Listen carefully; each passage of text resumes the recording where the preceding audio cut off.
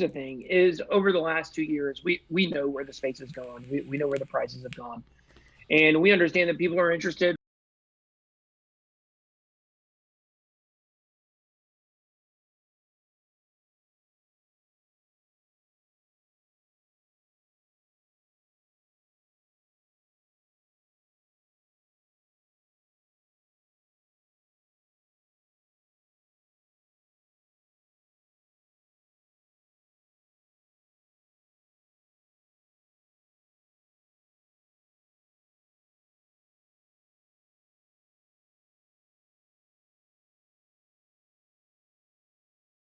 Shout out to the sponsors of the podcast, MonarchToken.io, the complete crypto solution. Monarch Wallet is now available for Android, iOS, and desktop devices today. Do you want to learn how to mine crypto? Well, all you have to do is visit cryptomining.tools for profitable crypto mining information today. The Divi Project, that is diviproject.org, your one-click solution for staking and masternodes. Earn cryptocurrency using social media platforms like Somee.social, SOMEE.social, New Era Social Media. Get paid to write reviews, like reviews, comment on reviews. Visit bravocoin.com and get paid to review, available for Android and iOS devices, bravocoin.com. CoinFlip, the world's best Bitcoin ATM. Better service, better fees, better visit coinflip.tech today. Hey, and we're live. Hey, how goes it, everybody? Ken Bozak here to talk about Bitcoin and Bitcoin accessories. And today I'm with my bro, BitBoy. How goes it? What's up? Doing all good, man. Just, starting to get ready to get up out of the house here soon, I think, right? I actually think I've become more fond of my introvertness. I don't know. I don't know if I might even go to a conference this year. I might just take the year off from and just do the me thing. Just I don't know. Quarantine's been like a mandatory meditation for the world. Everyone's got to deep dive and work on themselves because there's no other thing to work on. You even got kids going out and volunteering to do yard work. That's how bad it's getting. It must be really boring then. Yeah.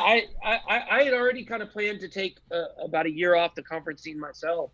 I might have gone to consensus. There were a few I was thinking about going to, but for me, I've just been traveling so much the last 2 years, going to conferences. I really need to just stick at home, work on my YouTube channel, and some other business stuff I got going on. So it worked out for me. Have you visited the Bad Crypto Virtual Blockchain Week conference yet? I am streaming the Influencer Awards on cool. Saturday with that. Yeah, but I just did a video for that. That's awesome. Yeah. So I've been really slammed, really busy lately. So I haven't even had a chance to jump on there at night. So everybody's telling me I should. I think you're going to like my video.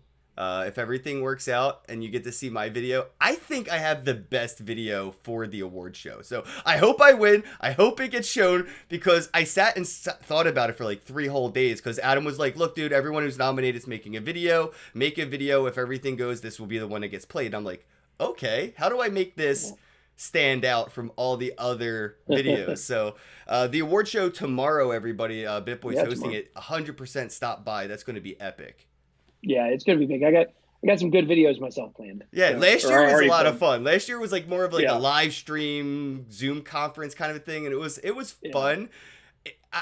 I like Adam. I think he's a good dude. I think every time he does something, it's so much fun. I mean, dude, he was me for Halloween. Yeah, that's right. Oh, he ended up convincing a girl that he was you. He did. He actually convinced a few people he was me, bro. Because I introduced myself as Ken Bozak, and they're like, I just met Ken. You're not Ken. I'm like, this fucking guy. If people didn't see his costume, it was Halloween. It looked like he stole my shit. Funny. It looked like he raided my closet and did a better job at it. Oh my gosh, it was so funny. Yeah, it was. It was good. But yeah, the Bad Crypto podcast, I thought that it, had a good idea running with the virtual blockchain week, doing things in Zoom and stuff like that. I'm not a big fan of all the noise coming from like those like 50 people Zoom conferences. Yeah, I'm kind of the same. I like alt space. It's more of like virtual reality, but it feels more like I can walk away from a conversation if I don't want it in my ear space, and I can go and walk into another conversation. And Yeah. that, it's not that 50 people talking all at the same volume level and echoing through like a digital hallway. Have you ever tried out alt space? I have not. Mm. If you have a Windows computer, I highly recommend it. There's probably one blockchain meetup or Bitcoin related meetup every single day. They happen all around the world. So you'll be like Chicago Bitcoin meetup, Philadelphia Bitcoin meetup, New York Bitcoin meetup. Like every day, dude, there is a different Bitcoin meetup in VR. And I think that's where I'm going to focus 2020 is like all virtual reality, digital conferencing, doing things to that aspect. Because even moving forward, unless you're going to be doing what Elon Gorn's doing in LA, where basically everybody's going to get some Bitcoin for showing up rather than paying some fiat to show up, I don't know how many people are going to be showing up to these conferences in the future. Like, I don't know about you, but it's starting to feel a lot like we're hyping up the fax machine. Or like, you know what I mean? Like, it's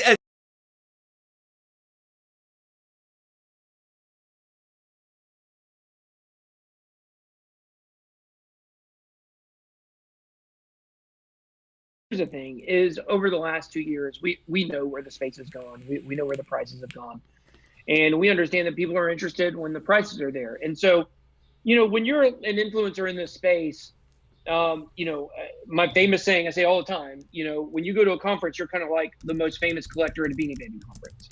You know, like like if you went to a Beanie Baby conference in the '90s, like that was a really niche little thing, right? But the people that had, if you had the Tabasco the Bull, like everybody wanted to come over, like, oh, let me see that thing. You're so yep. cool.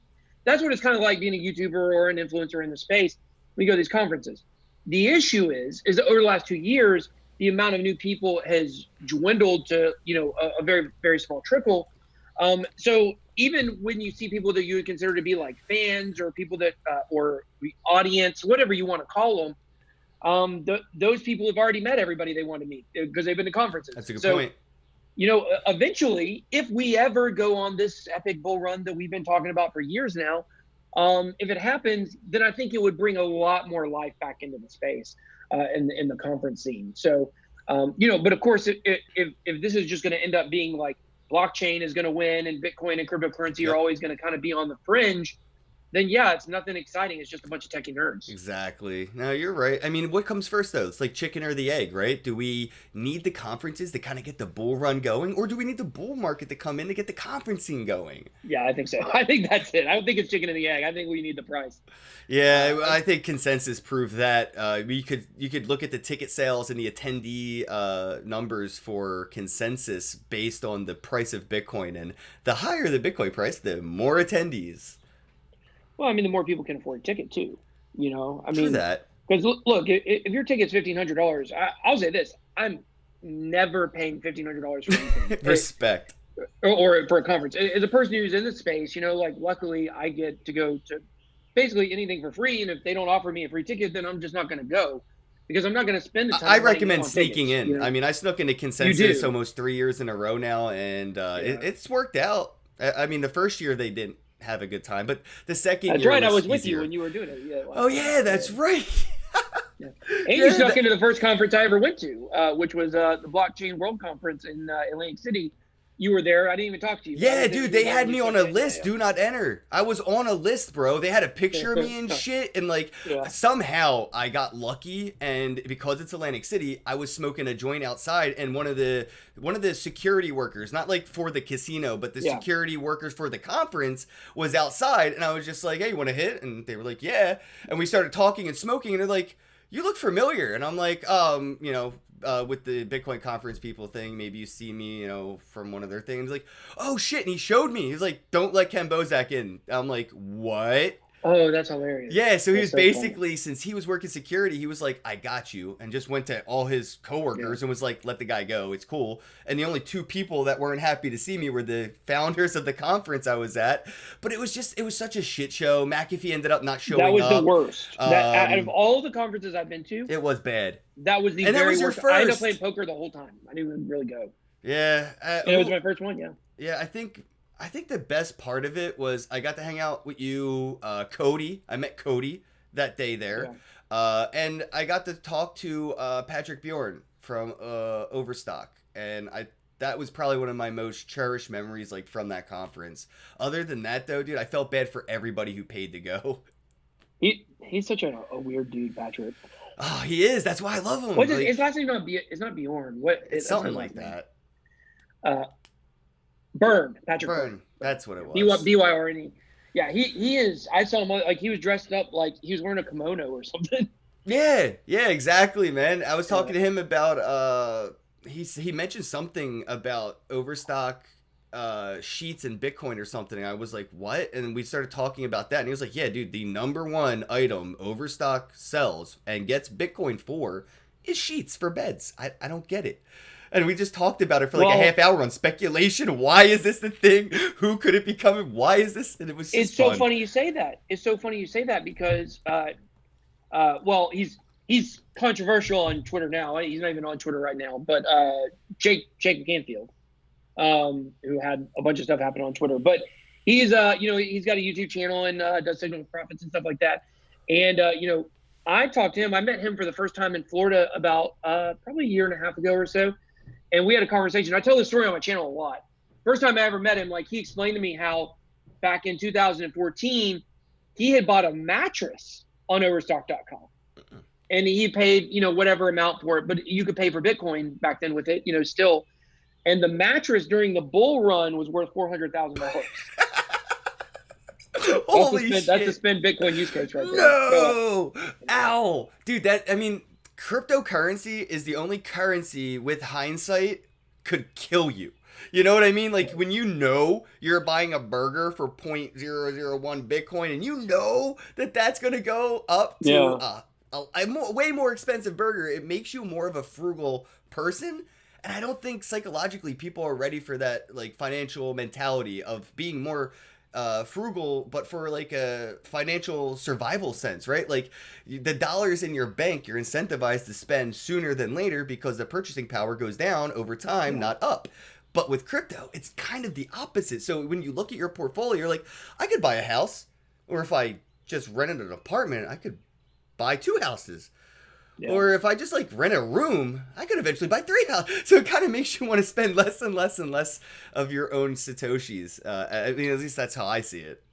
Well, I think what it boils down to is what I tell my audience on my channel and what I do in my own life is I do spend crypto a good bit. I obviously, all of my income pretty much is crypto, except for what I'm making on TikTok, which is actually now that's pretty so. Good. I want to get to that eventually too. Yeah, it's so I'm actually like on pace, probably soon to pass my crypto earnings on TikTok earnings. But I make a lot of crypto, and so what I do is I send that crypto, a lot of it straight over to my crypto.com card. I know maybe you have some issues with them. I'm not sure, but I basically take money that I earned that I would go ahead and put on fiat, and I just put it on the crypto.com card, and then I spend it, and then I get cash back.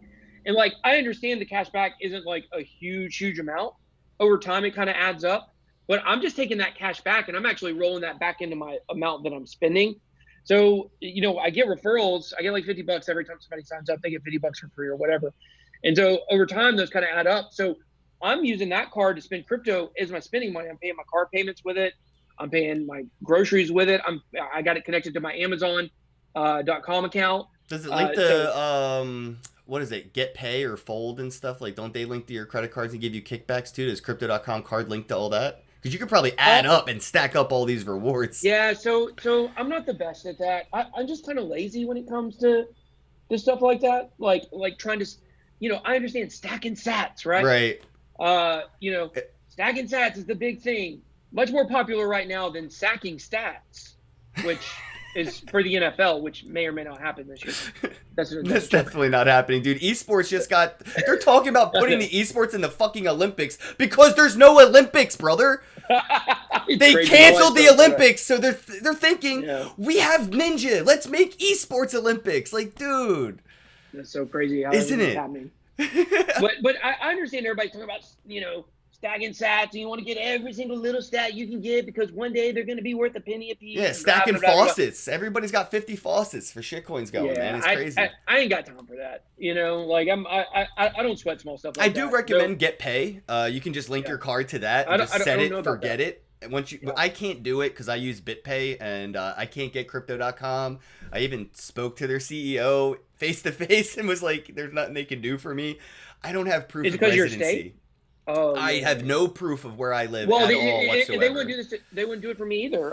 Because I live in Georgia, and I was actually looking at getting. A lot of people don't know this. There's only one state in the country where you can hold two licenses. Like you can hold a license in your state and in that state, and it's Florida because of all the people that come down there for snowbirds or whatever that have vacation houses in Florida. So I had actually looked at that, like maybe I could get a Florida residency so I could get the crypto.com card because it wasn't available in my state. But eventually it did eventually become available. So I was hoping, I was like, come on, guys, can you just work around that? Like, can we do something?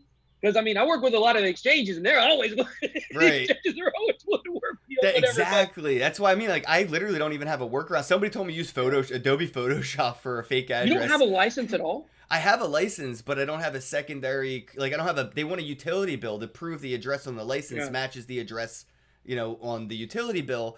And I think my license needs to be renewed in like 2 years or a year from now, so I'll have to figure that out. But I always just get a friend to let me like just send, or like, hey, can I just pay your phone bill for this month? Can you put it in my name and then we'll transfer it out?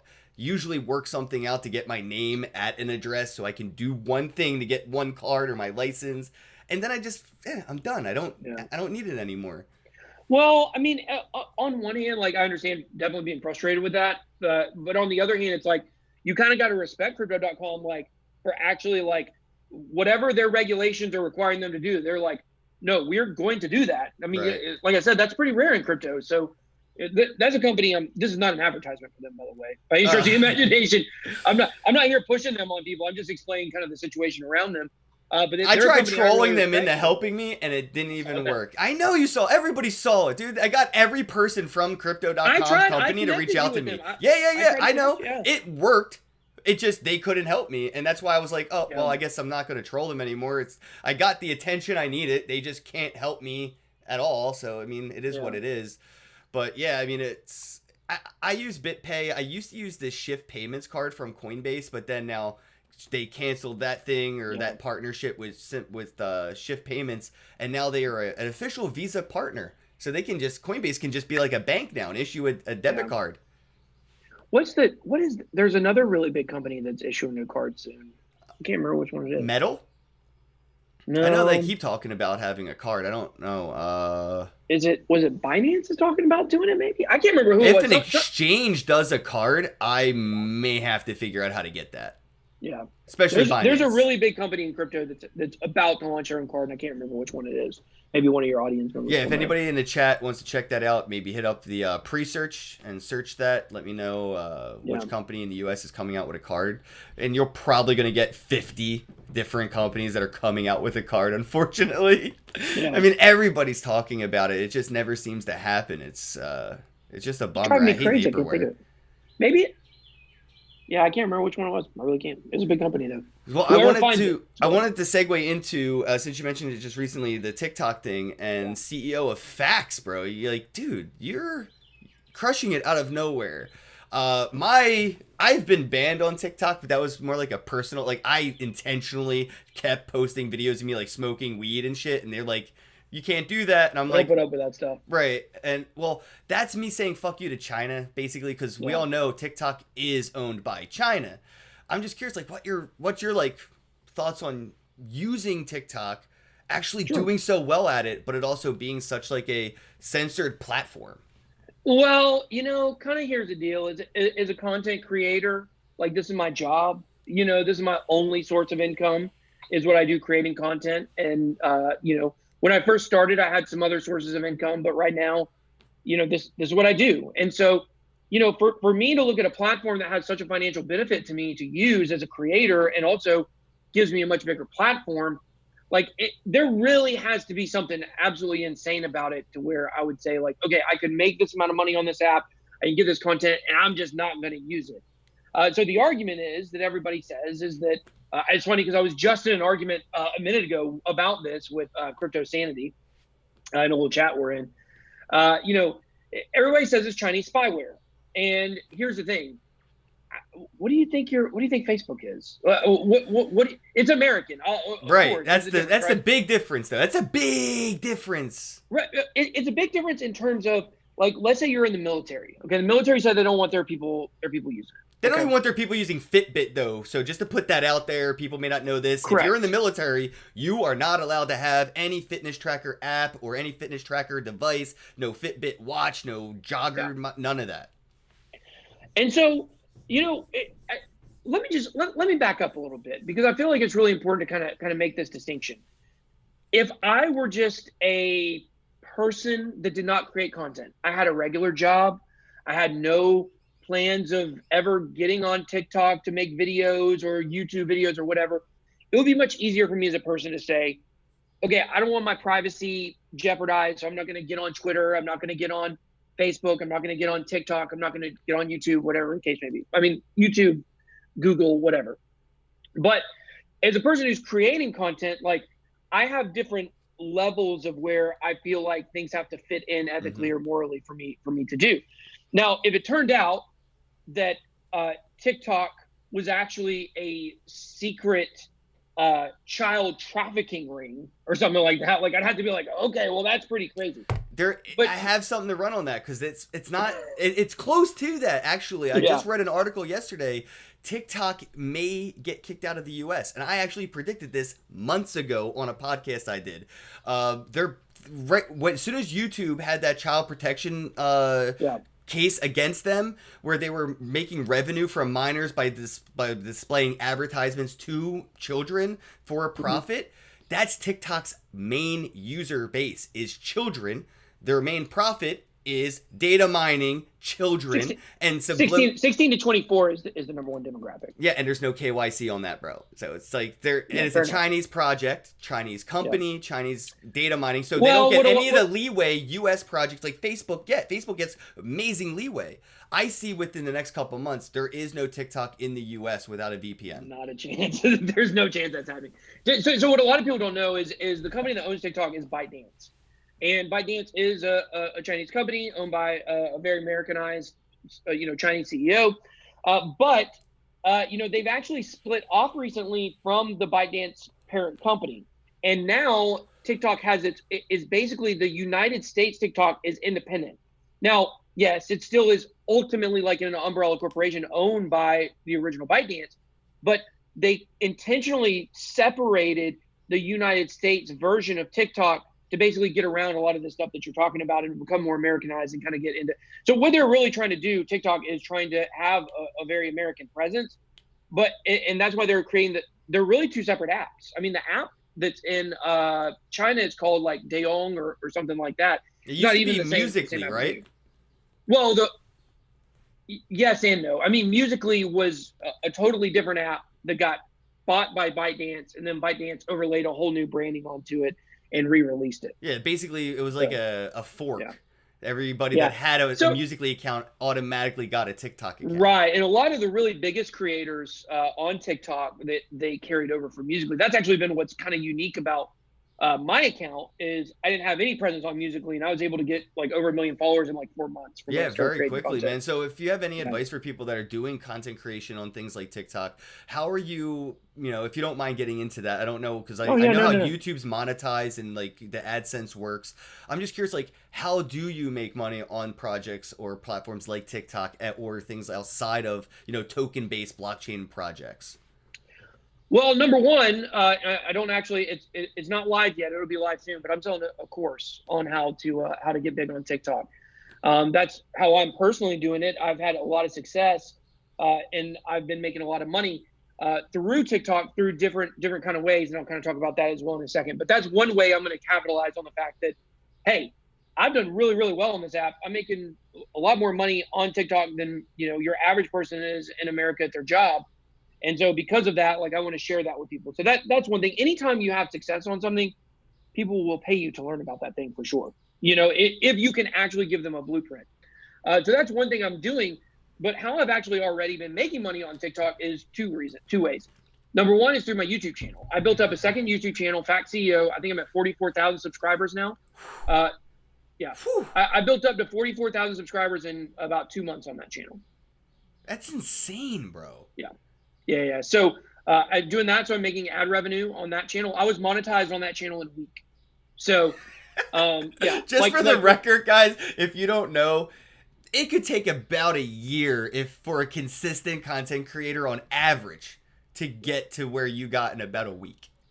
Yeah, exactly. So that was pretty easy for me to eclipse that, and not only that, but they responded to my request really quick, which showed that they put priority on my account. So I'm going to be hitting 50K subscribers there in the next couple of weeks, probably. Pretty exciting, and it's a lot more freeing than my crypto channel. Like my crypto channel's exploded too, so I'm at like 37,000 there. I was at 12,000 at the beginning of the year. And but, put that into perspective. How long have you had that channel as opposed to the new one? About 2.5 years. Right. See, that's what I mean, man. So like what you're doing and the formula that you're implementing with what you're doing now, I mean, it makes total sense to put a course together because this, and I try to use like Facebook and Instagram to show people like I use Rebuzz and SoMe to post the same stuff I'm doing on Facebook, except I'm making some money on these platforms. You should use them too. And I'm seeing the interest in it, you know, and especially with this now like stimulus package and UBI conversation, people kind of want to find that residual income or passive income to the point to where they're like, you know, how are you getting paid to post on YouTube? I don't get it. I make YouTube videos and like, well, so do you think Facebook could do like what TikTok's doing and people could monetize their Facebook channels? I don't know. That's a good question. I don't think Facebook ever wants to give up any of that revenue. You know, that money that comes in from ads and stuff. I mean, they want to keep all that themselves. That's their only pretty much business model. So, but here's something that's really interesting. It's not Facebook related, but it is related to YouTube and TikTok. Which is that TikTok or YouTube is actually now creating a TikTok competitor. A lot of people don't know that's where I was going to get with Facebook. We know Facebook competes with everybody, and if they can't buy you, they just outperform you. You know, like this is the thing. This is the thing about TikTok. An American company will never be able to buy it. Right. No, exactly. You can't afford it. So, that's the opposite always happens. China always buys American companies, even if they steal your shit and you're suing them. If anybody wants a great like legal case to look at Segway. Segway was suing a Chinese company for stealing their IP, and the company stole Segway scooters. Shit, sold so many of them in China, they had enough money to buy the American company Segway and shut down the lawsuit. Well, did you know? By the way, do you know how the creator of the Segway died? Yeah, he ran it off a cliff. Like, it's just like, we live in a glitched matrix, bro. This is obviously a simulation. Obviously. That's why I'm just going full tilt on everything. Okay? And then you see 14-year-old kids doing this on skyscrapers. You see those videos of, like, 14-year-old kids going on, like, the edge of a skyscraper and stopping, doing turning around. I'm like, I see video like there was one video that was of this girl. It may have been in Brazil or somewhere. It basically was the cliff was so unbelievably high, and she was just sitting there with her legs dangling off, and you were getting a down look at her and the beach below her. And I like even just watching the video on TikTok was like making me like, oh, this is so, like it was giving me like the butterflies. You know? Like, vertigo from just looking at a video. I get that a lot, dude. I can't deal with heights and those like Russian kids who like to run on skyscrapers. Oh yeah. Whenever I want to feel alive, I watch one of those videos, and it just like I appreciate the life. whole parkour thing, like the whole freestyle running thing, parkour, whatever. Like there's a lot of those. That's a really big niche on TikTok. And I watch those videos, and I'm just like, who wakes up one day and it's like, you know what I want to do? I want to do some running, but cross country is not for me. Okay, don't like cross country. I want to do freestyle running for a career. It looks so cool to walk around really fast. You know who's doing this, right? It's all the kids that got away running from cops through alleyways that grew up and are like, I'm still really good at hopping fences and climbing walls. How do I capitalize on this? Well, then I miss my calling in life. Right, that's what I mean. That's how I know, because I'm looking at a lot of these parkour guys, and I'm like, well, I used that move when I was 14 to get away from a cop when I was smoking weed under a tree. Good move. Yeah, 100%. So, Yeah, there's definitely crazy, interesting stuff there for sure. oh, Greg in the chat said TikTok's the final frontier. Dude, it's possible. We have very short attention spans and we love micro content. And I actually wanted to Oh, touch on that with you 100%. is micro Yeah. content versus macro content, where there's smaller formats versus larger formats. Obviously, I like doing an hour podcast where I have a conversation. We go through like 50 subjects or whatever, right? And Yeah. topics. But content that's like 15 minutes long where we only talked about your like TikTok stuff. We cut the video now, probably would do better than keeping it going long, but that's stats and analytics and stuff like that. And I wanted to see what your thoughts are on like the TikTok content versus like YouTube content where it's short Yeah. format and long format and where you think this is going. Yeah, this is a very interesting question, and I actually have really researched this subject a lot. This was actually part of the reason why I decided to go all in on TikTok. Because when I first started watching TikTok videos, well, first of all, I was absolutely hooked. Like, I started watching them, and I was like, oh my gosh, these are so interesting. The first time I ever downloaded the app, watched it for like an hour and a half, and I was like, I went to take a nap, and I was an hour and a half later, I was still up watching videos. I was like, this is so addicting, Yes, you know? it is. And I never dreamed I would make content. Like, I don't do dances, I don't sing on my TikTok. I don't do anything like that. I grilled a pineapple on it yesterday. That was something I did on it. Time lapse, that was pretty cool. But mostly I give facts. I talk about facts, information, the dark web, serial killers, And I like some love stuff. it, bro. Like seriously, Yeah, I am a dead ass fan of the fact shit. Like I yeah. really am. And I think that's good. But I never imagined I would be doing that stuff. But eventually it hit me. If I'm so addicted to watching this app, kind of like before I started creating content on YouTube. Like before I created content on YouTube, I watched so much YouTube. But then I started creating content, and then you just kind of balance it out. But I realized that the attention span of people changed when YouTube came around. The average attention span of a human, I believe, was 13 seconds in the year 2000. By 2015, that had dropped down to like 8.9 seconds.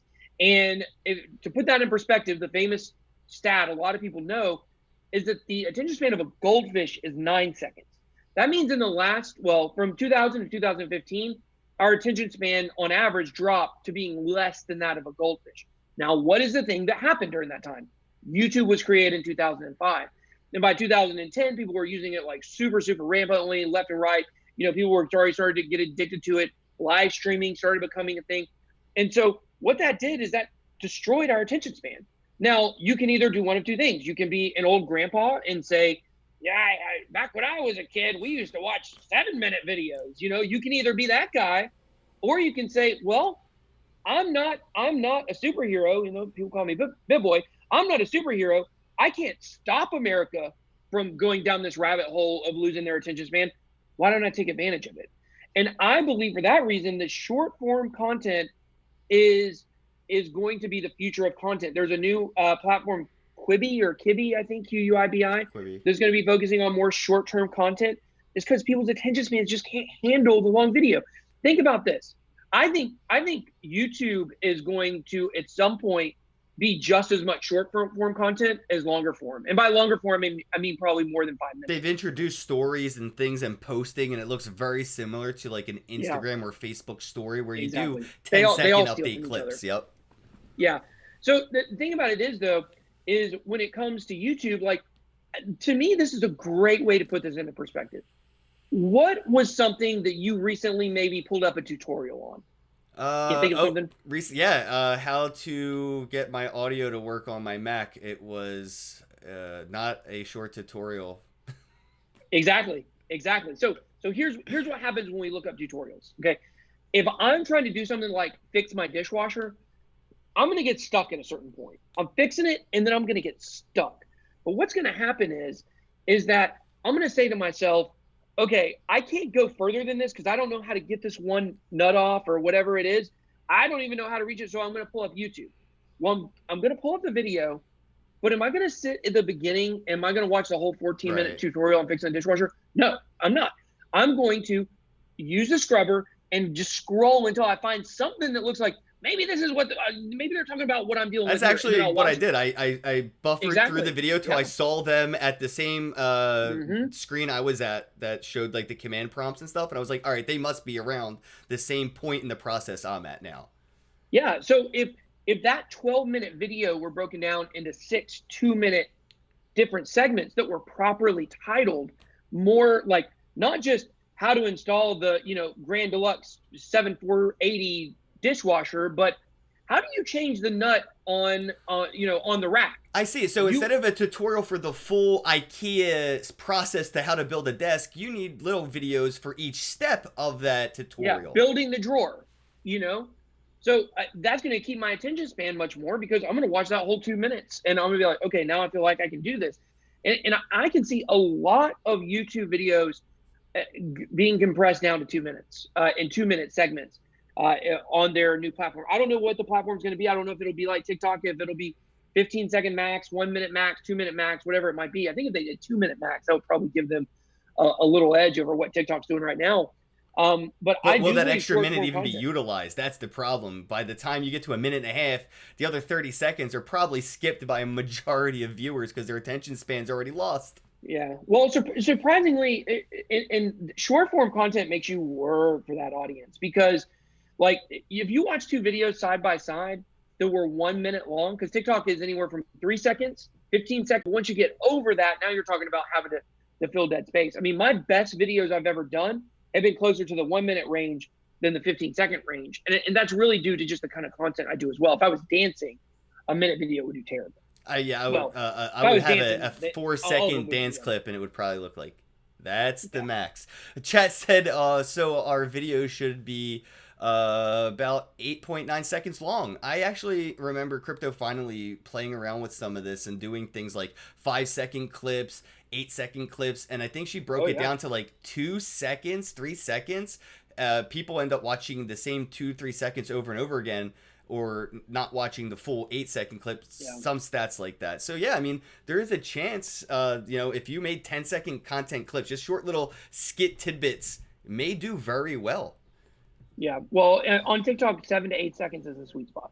Yeah, and I see Chad said in the chat here, says YouTube likes to push longer videos, though, and that's because YouTube makes more the longer the video. So you'll see that be pushed to the top of the recommended content or suggestions videos. And I think that's why when I got into YouTube in like 2015, I noticed that, the minimum you would want to make a video is about 10 minutes if you wanted YouTube to give a shit and help you at all. It doesn't matter how many hashtags you threw in the tags. If your video wasn't at least 10 minutes long in around 2016 or so, you wouldn't show up and recommend it. You wouldn't show up and suggest it. You would just be pushed to the bottom of the barrel because your content wasn't long enough for them to make enough from their advertisers.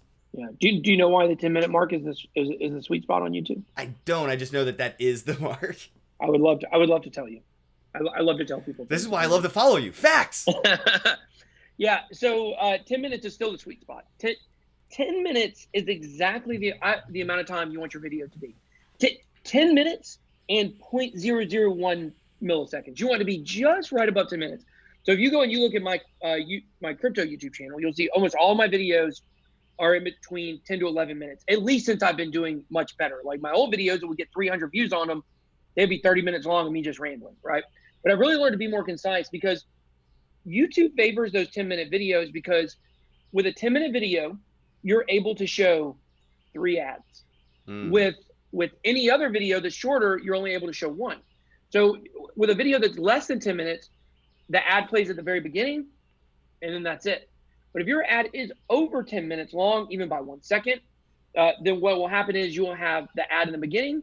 You'll get to play an ad in the middle of the video. You can choose that yourself as a creator. I just allowed YouTube to do it because I'm not crazy about that. Yeah, I chose the pop-up one, not the one that stops my video. So in the middle of my video, an ad should come up, but not like stop the video to play an ad. Yeah, I just let them choose whatever they want to do. I ain't got time to fool with all the settings on that. And then you can play an ad at the end of the video. So you can actually play 3 ads with a 10-minute video and only 1 ad with a 9-minute and 59-second. That's why YouTube loves the 10-minute videos. But I believe, I could be wrong about this, maybe someone could correct me on this, but I think if your video is 30 minutes long, I don't think they're showing an extra ad. I think you still get the same amount of ads. I think you're still only getting 3 ads for the video. That might be wrong. I don't make 30-minute videos, so I'm not 100% sure. But interesting. But I did notice when I went to 10-minute videos, there's a lot of things that I did at the beginning of the year that really set my channel on a different place. That's sort of how I got a decent sized following earlier than later in my YouTube career, because the longer I got in my YouTube career, the longer my content just got. But in the beginning, I was walking from out my front door to work. I was just walking a 10-minute walk every day from my apartment to my work building, and it was 10 minutes. So I just recorded me talking about my favorite article I read getting ready for work, and I talked, and uploaded. It was about 10 minutes, and I did that for about a year and a half. And I got about decent, I got to monetize my channel and everything because of that. But then I started going to conferences and doing podcasts and interviews, and my content started to become well over 10 minutes. And I've noticed that, YouTube doesn't really fucks with me because my content's too long. I tell you, man, getting either in good with YouTube or on the outside of YouTube it's a crazy thing as a creator. Oh, like, I'm shadow banned to death, man. And I think I'm so shadow banned, they don't even see me anymore. You know, like how every YouTube creator that we know has been like banned or shut down on YouTube for one reason or another. Bro, I literally sit here and smoke weed on my podcast, and I know it's against the rules, and like, I don't understand. So I think I'm off their radar completely. That might be true. The YouTube conspiracy against crypto stuff, I mean, that's weird, man. Like, I think I looked into how to get your YouTube channel to bump if it hit a stagnant place, and it is fake banning or intentional banning, doing something is going to get you into that problematic area.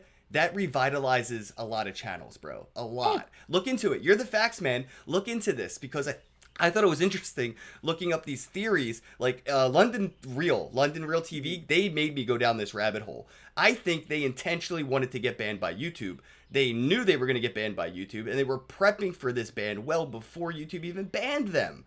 They just kept poking at the bee's nest until it happened, so they could get the hype train going and the social justice warrior, network squads on their back. And now even I'm sitting here talking about London Real TV. Like, who cares?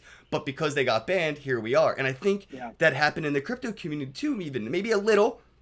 But some people started to realize, hey, this channel got banned. They just got 10,000 subscribers the moment it was unbanned, because, my channel's back. That retweets goes thousands retweets, thousands likes, hundreds of comments. Oh, my channel's back. And you have all the really big content creators sharing that, like, yeah, we got his channel back.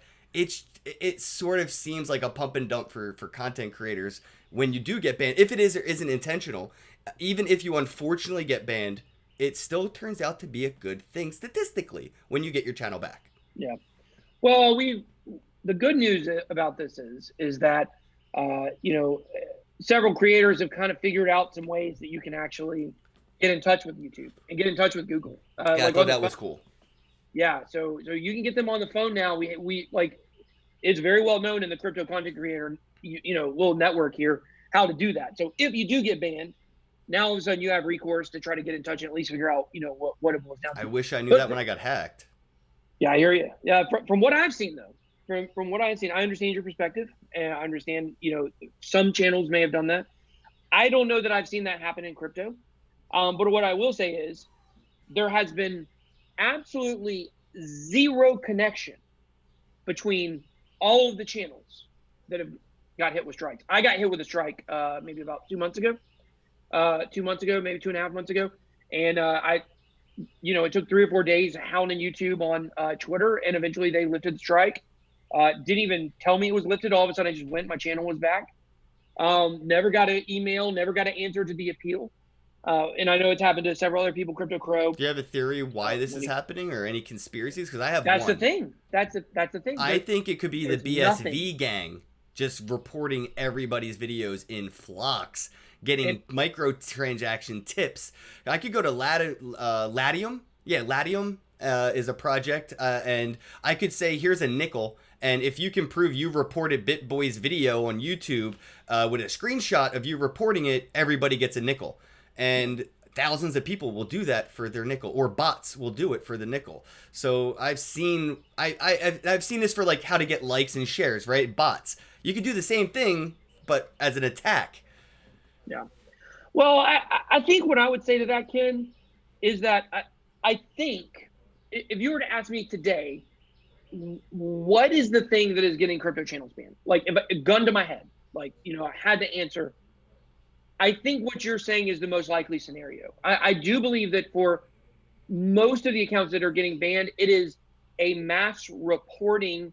I think it's mass reporting coupled with a lower ceiling for what constitutes being ban worthy. And what I mean by that is in crypto, we are on a tighter ban filter than other niches.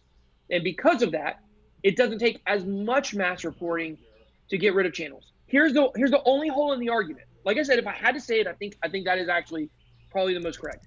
But the one hole in this is that there are so many YouTubers in this content creator group that I'm in on Telegram, and some of the ones who've had their channels banned, nobody's ever even heard of them. Like, no offense to those guys. I love those guys. I one time had 200 subscribers.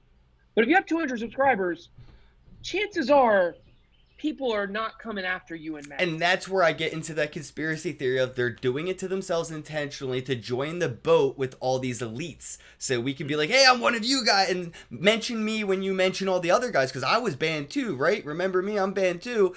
Not just Pomp, not just Tone Vase, not just Andreas. I'm down here with 200 subscribers. I'm banned. Put me in with that shout out. And then on Cointelegraph and all these articles, they did do that. I remember Omar Bam and Ivan on Tech put a really detailed list together of like probably 20 something content creators that were banned, and I'm sitting here like I smoke weed and say fuck you and I don't get banned. Like I have a problem with this. Something seems fishy, and I wear my aluminum hat a little too tight at night.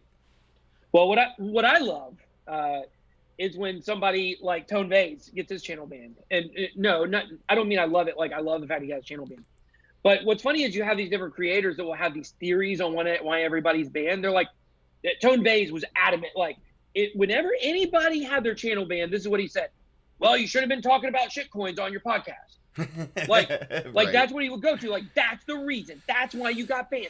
People like him, people like Jimmy Song, all these people that are so maximalist are like, hey, you don't talk about anything other than Bitcoin. That's why they're banning you. Serves you right. And then Tone got his channel taken. I love that. I'm glad he got it back. I'm glad it's over.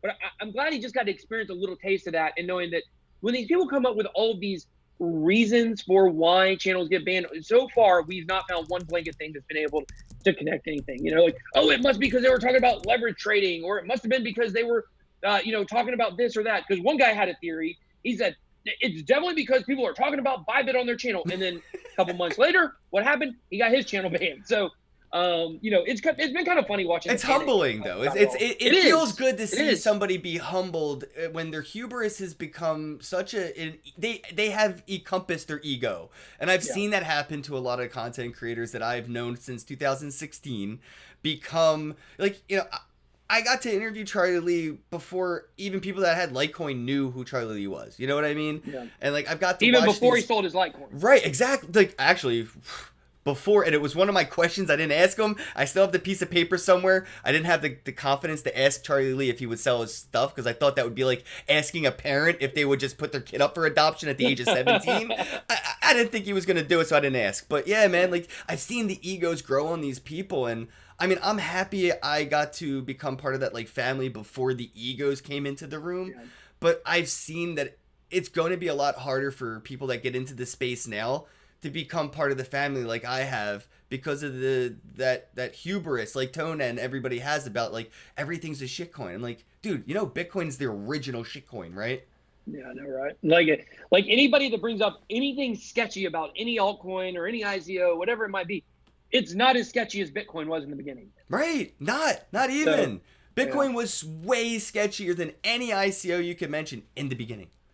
Absolutely. And the whole purpose of using it at that point was to get away with something, to pay for something that you weren't supposed to buy, or that, maybe that person wasn't supposed to sell. Like that's how I got into Bitcoin, was buying a software that I needed for a computer program. Right. On Craigslist, and Craigslist banned that software. And so I still had to buy it. So the guy took Bitcoin, and that's how I ended up getting into it. I had a conversation with a friend of mine that actually knew of Silk Road through insulin. So like they didn't have insurance back in the day, and they looked up online how to buy insulin like online, like for cheap, and like somehow came around the dark web, deep web, whatever, and then they found this like Silk Road thing, and then Bitcoin. Next thing you know, like they were buying insulin with Bitcoin, and like they didn't care about Bitcoin at all. They didn't care about Silk Road at all. They just needed medicine. But then they found out more about everything that was happening and stuff, and like free market economy, free currency, and people realize like, and this person even had that like, awakening moment where it's like, well, maybe censorship is good if it means I have to go to a pharmacy to get my insulin, and you can't go to the same website to get a hitman. Like, Yeah. it makes people be like, well, sometimes I want censored money. I don't want people to send this person, campaign money because they're just an evil person. We don't want, a known criminal to get, funds from GoFundMe to run for office. So I don't know. Some people I think run into that, like they realize like Bitcoin or crypto may be too much of a good thing. I'm just curious if you thought about any of that, like a lot of these platforms like Augur and shit. Like I love these platforms, but you can't get around the prediction hit market. Like, Yeah, who you putting odds on the assassination for? right, and then even using like these decentralized platforms, people have such a problem with Steam. This was before Justin Sun, but like somebody leaked documents like Edward Snowden style, leaked some NSA documents onto Steam and they banned it from the platform. Now, obviously, it was still on the blockchain. You could go and view the blockchain on an alternate viewer, but Steam, its website viewer, wouldn't display the information from the blockchain. Everyone's like, oh, that's censorship. And then you're like, yeah, but fucking child porn, dickhead. Like, don't you want some form of censorship? I'm just curious, like, have you gotten to that point where you're like, damn, dude, actually, this is too much of a good thing, and bad actors majority outweigh the good actors? Like, a lot of legislation and regulation are holding back the good guys, and it's almost like the gun laws, right? Like, it's so much easier to get a gun as a criminal than it is as not, what the hell? Well, it's a slippery slope, and I think that ultimately this is what it boils down to, is that there are evil people in the world. There are evil people. They do exist, and for the most part, those evil people will continue to do anything that is evil, regardless of any regulation or, restrictions they may encounter. Sometimes you're going to have what I would consider to be not an evil person get access to a dark web of criminal activity simply because that dark web of criminal activity exists. Here's an example. You talked about a hitman earlier. Actually, the first case ever that was proven of someone hiring a hitman on the dark web actually happened in Russia last year. So we've got no evidence before that was even a thing that existed, other than like just secondhand stories. There's no proof, nothing like that. So wait, that's just like a rumor? It's not real? Well, it did happen for the first time ever last year. Oh, I did not know that, bro. That kind of pisses me off a little bit. I've always thought that was like a real thing. So, but you hear about people trying to get them all the time, because what happens is people go on the dark web, try to hire a hitman, and most of the time when they're talking to someone, it's actually a police officer. Yeah, I've even heard cops hiring other cops by accident and realizing they're there to arrest each other. I can imagine that would happen for sure. But there was a case in Illinois. It was last year, I think, or maybe 2 years ago, where there was a girl who was having an affair, or there was a married man she was having an affair with, and she wanted to kill the guy's wife. And so she went on the dark web and found a hitman service. It's called the Sicilian Hitman Service, like totally obviously fake, And anyway, she tried to hire him and ended up going to prison over it. And that's what I mean when I say, like, sometimes you're going to have people that, like, if the dark web didn't exist, like, that person probably wouldn't have been like, okay, where can I just talk to somebody and get a hitman? They probably had heard rumors you could get them on the dark web. And that's how someone who was a regular person got involved in something that she shouldn't have been involved with. But 99% of the people that are doing the crime, the illicit, crimes, off of the internet, they're criminals. You know what I mean? And they're going to continue to do criminal things. And I say all that to say that Bitcoin is a good thing. Cryptocurrency is a good thing. Private transactions are a good thing. There are also bad things in the world, but those things are going to happen whether or not Bitcoin exists. They're happening with cash right now. They're happening with a lot of different ways. I mean, Deutsche Bank in Germany last year got millions of dollars in fines for laundering billions of dollars from, I believe, the Russian mafia through their bank. It was organized crime. I believe it was the Russian mafia. Yeah, recently I posted. Vice actually did an amazing documentary on this, exposing Instagram and Snapchat for basically totally supporting drug dealers. Like, it's easier to buy drugs on Instagram with your PayPal account than it is to buy drugs on the deep web with crypto. Like right now, and I think Vice covered that very well. I posted it, and nobody even retweeted it. It was weird. I was like, all right, no one cares. Like, you know, it was. Like, I think, you know, Twitter has me shadow banned too. Like every platform hates me, but oh, what are we doing here? There we go. And whoa. All right, there you go. Sorry about that. I was looking at the video feed on my phone to make sure everything was still going good, and I don't know if it's gonna do it. No. Twitter was just like glitching out, and it just had the coolest filter on it until I touched my screen. But anyway, what was I saying? We were talking about Vice, Instagram, yeah, stuff like that. So, like, you know, these pre-existing platforms are already being utilized for criminal activities. I don't think better technology makes better criminals or whatever, or more criminals. Like, see, you know what? I think this is a very important thing to say. I actually feel like blockchain could be the answer to a lot of these problems. Like, okay, if I'm a 37-year-old man, which I thought I was randomly picking an age, and I just realized I picked my own age. You're 37?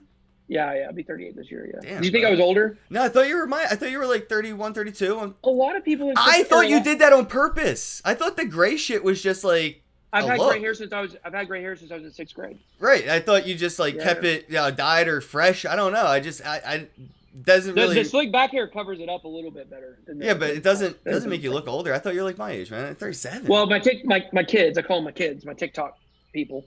My kids on TikTok, they think I'm 60. So they're like, it's so weird to them because, you know, a lot of them are 60. A lot of them are 12, 13, 14, whatever they watch. Right. They'll literally put in the comments, like, I can tell they're serious. They're like, wait, you're 37? How do you have gray hair? And I'm like, that doesn't even make sense. Like, you just get a little older. You're scaring a lot of young men out there. Like, oh, I'm going to get gray hair in my 30s? What the fuck? I know, yeah. At least I'm not bald. My God. You just tell them that you bought XRP and that's how you got gray hair, and they'll stay away. they'll be like, what is that? So the point I wanted to try to make, though, was that, you know, if I'm 37 and I want to buy some mushrooms online, or I want to buy some cocaine online, right? Like, I don't do that stuff. Most people know that I don't do anything like that. So I'm just using like an example. Then you know what? I'm 37. I'm a grown man. Whatever. I'm buying some drugs on the internet. It's really honestly not that big of a deal. Somebody's going to go get them somewhere else anyways. However, what we really want to do is we want to make sure that a 15-year-old kid isn't able to do that. We want to make sure that a 12-year-old isn't able to use his phone to buy drugs like that. Now you're talking about, like, okay, that's some really, really, really bad stuff. Same thing, obviously, with pornography. You don't want 11-year-olds looking at pornography. You know what I'm saying? Like, there's plenty of studies that show that kids that look at pornography too early, it messes with their head. It stunts their growth, stunts relationships, all kinds of stuff. I believe through blockchain and through identity verification that we can actually have cell phones that we can tie to people's ages, so that way you can prevent literally internally on the phone through the blockchain where kids are allowed to go on the internet. And I think in a lot of ways that blockchain technology, while a lot of people saw it in the beginning as, and we talked about very thoroughly with Silk Road, it is a bad thing and ways people get around stuff. I think there's ways to turn that back and actually use it for good to benefit, you know, mankind as a whole. And so, that even goes down to, like, you know, an internet browsing level, I think. Yeah, Brave probably has the best advantage for something like that. And I saw them working with, what was the name of that project? They had a blockchain encrypted on the hardware. It was on the BIOS chip. Why can't I remember the name of that project now? I think I can't think of either. Right? Oh, it's bothering me, but I know that they're talking, and with Civic as well. A lot of these things, there's like pieces of that puzzle being built. Once we have the dick measuring contest over with, like, a lot of these projects don't want to work with each other because they're trying to figure out how to do what you do internally and not use you as a partner. And they want to monopolize every aspect of the process. They want to be the supply chain and the producer and the distributor all and once. That's what I'm like. Chainlink has done so well because everybody's like, screw it, I'm not doing oracles. Come on, Chainlink, help me out. You know? Facts. So, like, we start using Chainlink and these other things, like, to put stuff together. We could use Civic, you know, with Vinny Lingham's fucking blockchain ID. We could use that stupid encrypted blockchain BIOS chip. I can't remember the name of their project. That's bothering me. And then Hive, Brave browser. And with those right now, what we have, we could build, what is essentially a KYC'd internet, right? But do we want Right. that? Censoring children, saying that we don't want the children to be able to buy drugs on the internet as easily as the adults. That's almost like almost like asking for censorship in a level. Like when you start building it, for minors, how is it not that same technology not going to be implemented or used against somebody? Like, what about I don't have my ID? I just lost my wallet. Now, how do I buy my cannabis online without being able to prove or something happens where I need to borrow your phone because my phone just died and now I can't fill my order because I can't prove my ID. The answer Now is we have more simple, security Ken. problems. Yeah. The answer to this is pretty simple, and you may not like it, but the answer is simple: is your phone is your identity. Your phone is everything. If you don't have your phone in the future, you won't be able to do anything. But I don't want to have to show identity to get sick. Like, I hate the fact that I have this fucking beard and I still get asked for my ID when I want Juul vape pods or a blunt. That is the most insulting thing as a free citizen in the United States, is that I'm not allowed to buy that shit unless I have bought this shit that shows you that I'm allowed to buy that shit. Yeah, well, like it or not, your cell phone. Sign me up for not. In the next 10 years, your cell phone is going to end up becoming basically your mini me. Well, like your cell phone is going to be but I mind the fact that if I don't have it, I can't right, you're not going to be able to be a part of this society. Well, here's why. You're also not going to be able to pay for anything without it. You won't be able to, in 10 years, you won't be able to pay for anything without your cell phone. That it already is like that in a lot of places in China, and now that they're going over the DCEP, it's going to be 100%.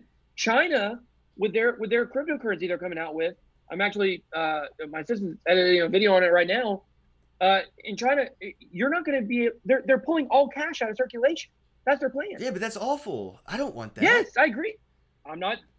A cashless society is a suppressed society, bro. Like, well, a cashless society is a suppressed society with a centralized currency. If you have Bitcoin on your phone and you're able to spend that Bitcoin, then it's because here's where people get confused. A cashless society is an idea. It's not like a tangible thing. No, so when people talk about cashless society, what they're actually saying is that there is no privacy in transactions. Because when we pull all the cash out, if we have decentralized crypto, then we're still able to do all of the things we could do with cash. We just don't have dirty paper money around. So that's why cryptocurrency and Bitcoin is so important, to allow people to have an option. But with China, obviously, their whole thing is, if you're in this country, you're going to have to use this currency. Are you going to have government issued phones then? Because that's the only way this will work, man. Like, if the government issues a phone, that way, like, they issue your driver's license or government ID or your stuff, like, because there's so many homeless people or unbanked, unidentified people, people that don't have a driver's or a state ID because they go from home to home or shelter to shelter and they can't get an ID. So, like, I can't remember exactly what it is, but I think it's Sweden is the country that is already the furthest into being a cashless society. Like there, I think it's like almost nowhere takes cash already. There actually is a solution to that. I think it's something. I think the government is giving out like kind of like giving some kind of phones out to people, or maybe it's a card they're giving to people. They're all Huawei phones. Yeah, I know, right?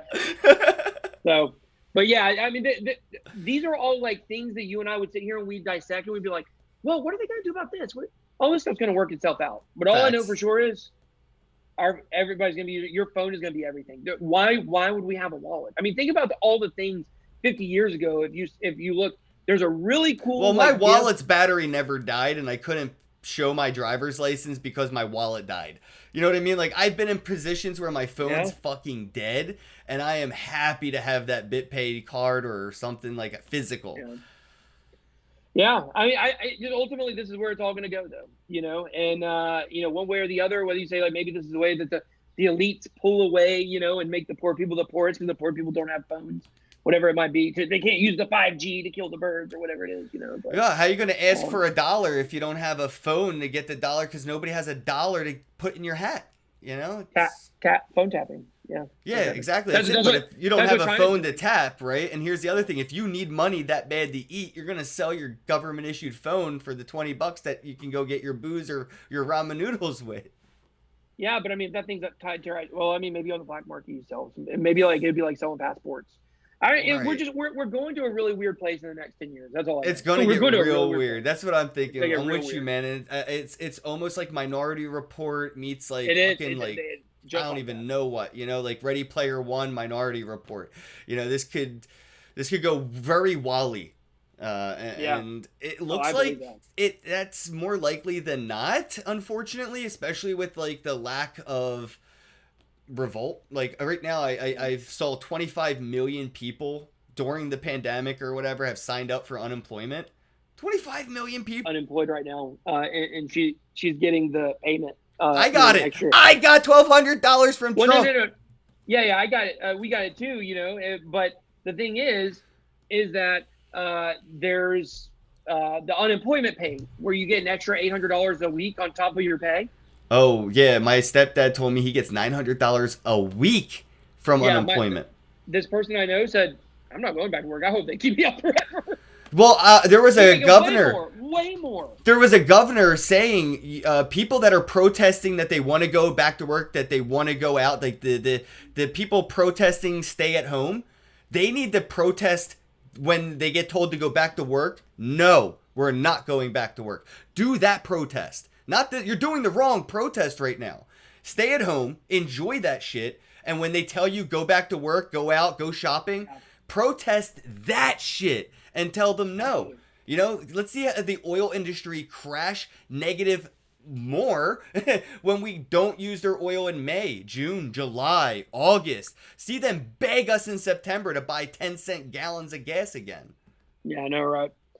I don't know. The economy is going to definitely be something real weird to watch here in the near term as well. I mean, a lot of people think we go straight back up. A lot of people think we're going to be in the Great Depression. We'll just have to see where it all shakes It's a out. worldwide depression. Cash is king, and I was just gonna round this up with your thoughts on the happening and stuff to let you go, but I don't see Bitcoin doing what everybody wants it to do. Like how everyone's like 2020 is what Bitcoin was made for. I'm like, you're right, but it's not. 2020 is not ready for it.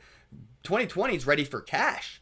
Everybody wants cash. In this situation, in an unknown situation like a pandemic like this, with a potential economic collapse coming where you see the supply chain broken, some people are starving to death over here, but there's so much food over here they have to throw it away because they can't deliver it. And it makes so much sense that this is going to go to shit that nobody's going to want your shiny Bitcoin at all. They're going to want their paper money cash or bullets, gunpowder, guns.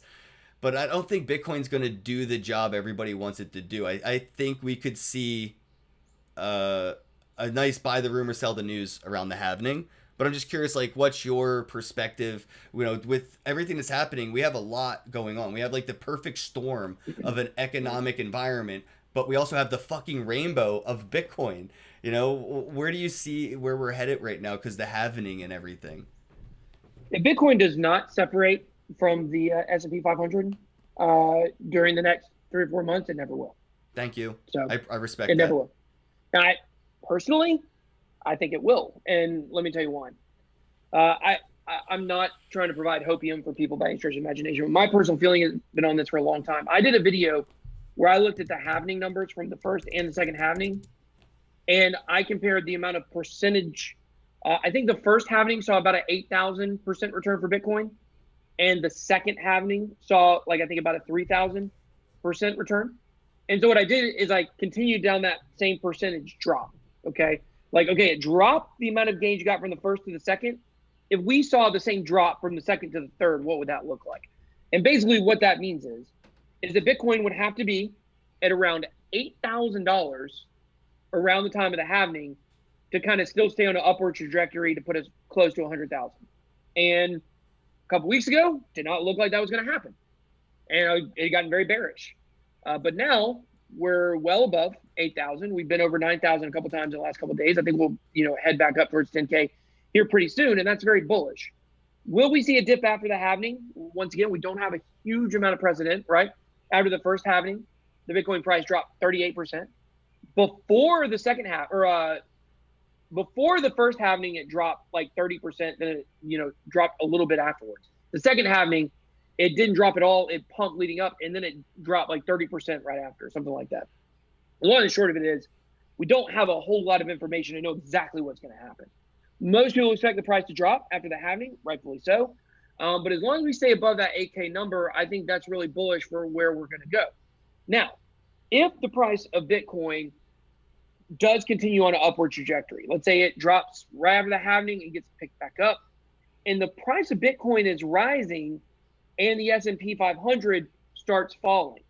Well, now we could have a situation where Bitcoin could be rising to a level that people are jumping out of the stock market and saying like, okay, we've been in this bull run for 10 years. It's very obvious that this bull run is over. What can we jump into next? Holy crap, look at this shiny object. It's actually going up right now while the stock market's going down. I think that's the perfect storm scenario we could look at that could really push Bitcoin up higher than even our expectations. But if the price of Bitcoin does not separate from the S&P 500 in the next 3 months, then, we're just going to live or die probably by the stock market and by gold prices for the rest of eternity. Possible. I consider the fact that China still has like 60 to 65% mining dominance, and Bitcoin, they're the world's largest Bitcoin export at this point. I'm trying to keep my eye on the miners and on these virgin coins to see if that could potentially, show me where Bitcoin on the exchanges like Coinbase, Binance could go. Miners are I think it's like what 4,000 something like that on average to mine a Bitcoin right now. It's like 4 to 5,000. Yeah, something like that. Yeah, because they were mining in the negative for a while at the 3K area, and there was a nice sell off once we saw that double, and we've seen it pretty much stay pretty consistent over 6. I think there's a chance we could see these miners go for just a huge export. I know Texas is looking at building one of the world's largest mining facilities, but that is a Chinese-owned mining facility. It's Bitmain. So it's going to be interesting to see an American mining facility owned by a Chinese company, but also be, that could be an incentive to use like Bitcoin for world economy. Like China says, hey, use Bitcoin to buy supplies on this shipment and we'll give you a discount, and that could be a kickoff, but it could also, again, they're just such a big export in China, and with the pandemic and everything, I'm worried for the price of Bitcoin personally. Yeah. I don't think the price has shit to do with the tech or the fact that it's useful or not or whatever. But I just sent some Bitcoin the other day, and dude, it took forever. The fees are high, and then my buddy had to send some Ethereum, and he laughed at me because it was like 2 cents and instantaneous. And I'm like, and that's where he was resonating with that tweet I posted. I don't know if you saw it, but I was like, if you actually use Bitcoin, you'd be bearish. And I think that's my stance. I use it way too much. I know that it's not where everybody wants it to be, expects it to be, and it's not ready for that yet. It's not ready to be mainstream adopted. It's just ready for mainstream awareness. Bitcoin will never be a currency, ever, never be a currency. Not a chance. It's too slow, and people don't want to spend it. We talk about a $400,000 mattress. It's never going to be a currency. People need to give up this argument. It's not going to happen. And there's a reason why. Let me ask you this question.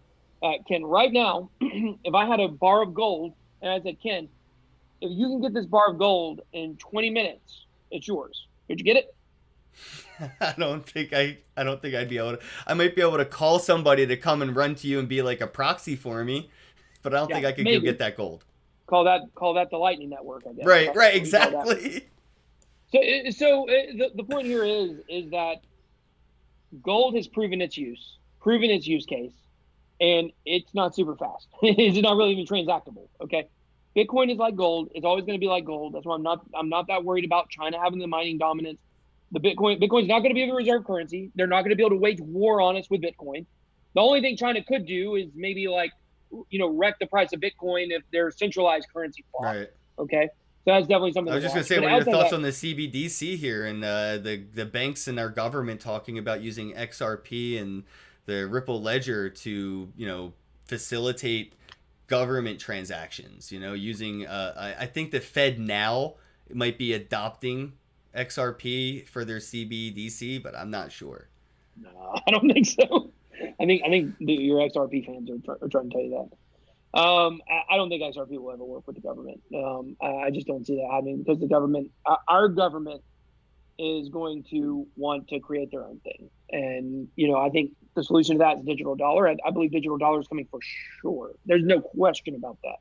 We'll have a digital dollar in the United States within 2 years from now. I would say that's almost guaranteed. They tried to introduce it a couple weeks ago, a couple months, maybe about 6 weeks ago. Provinces in Canada are already doing this. Alberta, Calgary, they have their own dollar for their own town where the money is only good there in that town. Yeah. And, China's already launching their own. And that China's launch comes mid-2021. By the 2022 Olympics, it will be in full swing. Completely, that's what people who come to Beijing for the Winter Olympics in 2022 are going to use. You're not going to exchange for some physical yuan. You're going to get the digital one. You're going to download the app. So like I always like to say, 1 yuan equals 1 yuan. That's my joke. I say it all the time now. That's my little thing. But yeah, I've actually done like a series on China on my channel. If anybody wants to go check it out on BitBoy Crypto, I'm actually putting out the 3rd video here in maybe an hour or so. If people want to go check it out, it's about what's going on with the China economy. So there's very interesting stuff that's going on there. I've said it like this: cryptocurrency is a war. The first battle has been won. We've won the first battle. The first battle is become legitimate. Cryptocurrency is legitimate. People see it as legitimate. Huge investors invest in Bitcoin. Governments have been crafting rules around cryptocurrency. Wall Street's been buying it up. Exactly. We have been legitimized. The second battle is the more important battle. The second battle is decentralization versus nationalized cryptocurrencies. National centralized cryptocurrencies. That's going to be the much harder one to win. And so that's where we really need to kind of shift our focus on right now, in my opinion. So. Yeah, I don't know if Trump's going to be the president to go in the direction of a decentralized cryptocurrency. I actually don't even know if what is it? Joe Biden, I guess, is his biggest competition now, is even somebody that would consider it. How long until we see because this is all from it's all politics, really. How long until we start aging in and seeing them age out, of the mentality of centralization? Decentralization is a big, like, periodical step, right? Like, it's only for, like, our generation, really, to care about decentralization and things. Our parents and grandparents could care a shit less about the word or what it even means. Like, it's a fairy tale to them. I think we just have to draw a distinction between cryptocurrency and a digital dollar. Like, we're using them in the same way, but they're really different, and I think that there will be a digital dollar. It will be centralized, just like the yuan is going to be centralized. Now, Chinese are doing it first for a myriad of reasons, but, we're not going to be able to fight these. They're going to come, no doubt. What we have to hope is that the learning curve for using cryptocurrency will drop dramatically when people start using centralized digital dollars. Facts, Trojan horse, yeah. Yeah, so we're Trojan horsing in a way, and then plus when you have countries like China that are using it to be intrusive and invasive, then if their people, their people are big on the dark web, because they're able to actually serve more freely. Yeah, they know a lot more about VPN technology, deep web technology, Tor browsers. Yeah, exactly. So the more that they've been suppressed, the more they actually been incentivized to learn and self-educate, which is empowering. But one thing I got to go after this, but one thing I would like to say is that I saw a clip of Vladimir Putin the other day, and I thought it was very interesting. Someone asked him, they said, "Hey, China's creating their own cryptocurrency. Like, what's up, Russia? Like, when are we going to create our own cryptocurrency?" And Vladimir Putin said, "Well, he seems to be the only leader in the world that actually understands this," which is pretty interesting. He is a smart guy. You may hate him or not like seeing him ride horseback shirtless or whatever. I have this calendar somewhere. But he said, "Well, if you're asking me that question, you don't quite understand what cryptocurrency is. No, we will never have a decentralized cryptocurrency because cryptocurrency is borderless, and we will never have one." And I thought that was really, that was something that was very insightful for him to say. And I think a lot of countries around the world are going to, unfortunately, realize that they are Trojan horsing decentralization. And right. That's a first world problem, I think. Third world may have a different perspective on that because, if the petro in Venezuela was truly a decentralized cryptocurrency, I could have invested in their market cap by purchasing some of them coins out of their economy, investing in them, making their holders worth more in their purchasing power every day. So I could dollar cost average invest as a charity donation. So I could donate money to Venezuela by buying these tokens and give them more purchasing power in their currency's economy. And I think that's the difference between like Vladimir Putin's perspective or Venezuela wasn't like the best, because they kind of scammed everybody with that. But I think a third world country that figures out how to really, truly incorporate a decentralized currency could become a paradigm shift in world leaders as far as like the banking goes. Like you could have a shit ton of wealth flood into like North or South Korea if they figure out how to do this token right. Maybe take natural disaster, maybe after a tsunami or an earthquake, country can figure that out. Right. Like it's a charity relief thing, man. Like, imagine if Hurricane Katrina had their own token after that. How many people, because how many people donated to the Red Cross and how much the Red Cross donated back? Zero. Yeah. Red Cross, still Hurricane Katrina people are like, I ain't got no help. Like my house still looks like shit. So I want to wrap.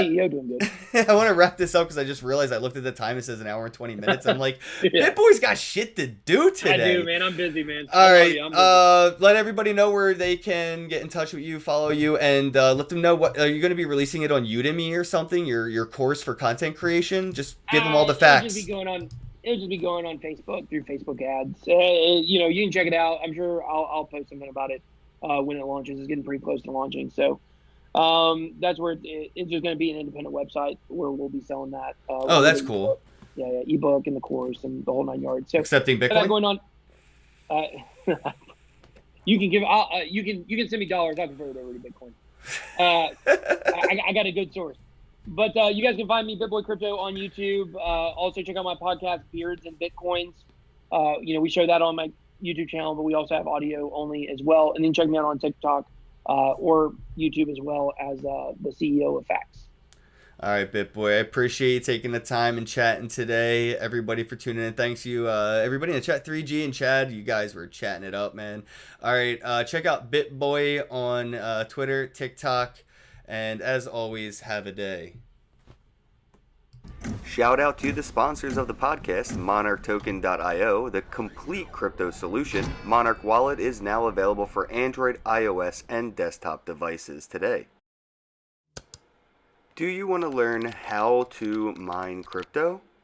Well, all you have to do is visit cryptomining.tools for profitable crypto mining information today. The Divi Project, that is diviproject.org. Your one-click solution for staking and masternodes. Earn cryptocurrency using social media platforms like Somee.social, SOMEE.social, New Era Social Media.